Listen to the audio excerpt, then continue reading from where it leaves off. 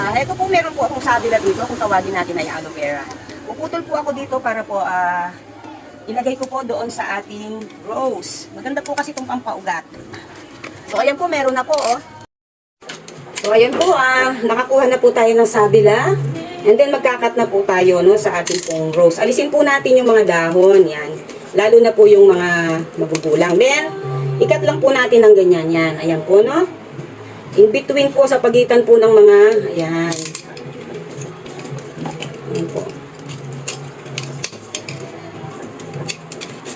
Ayan po, ayan. Then, doon po sa dulo, ganyan po, dapat slanted po, no? Ayan, slanted po. Slanted lang po, ayan. Ayan, and then, para po manatili yung pong moisture po ng rose, isaksak po natin yan, yan. Ayan po, no?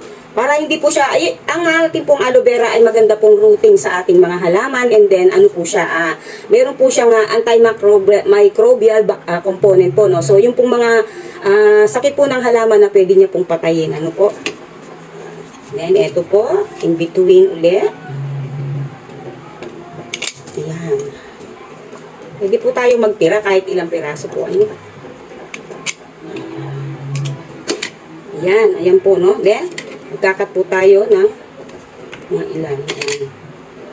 Lagay po natin. Ayan, o, di po ba? Nakasecure na po yung ating secure na po yung kanyang ilalim. So, hindi na po siya mapapasok ng mga insekto po, ano? And then, ito rin po ay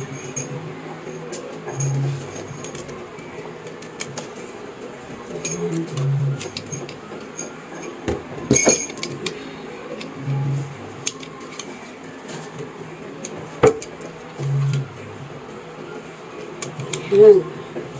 Ganda po, no? Then,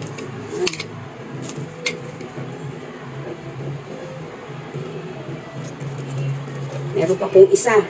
Alisin lang natin itong flower. Ayan. Tapos ako.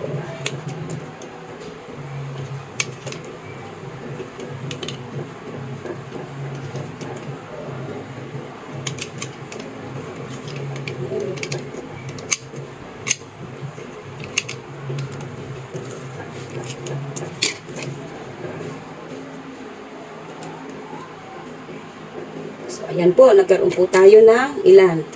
Apat po siya na sanga. Ayan po. Ayan. Ayan po, oh. So, pag nabuhay po ito, ang dami po nito. Ayan.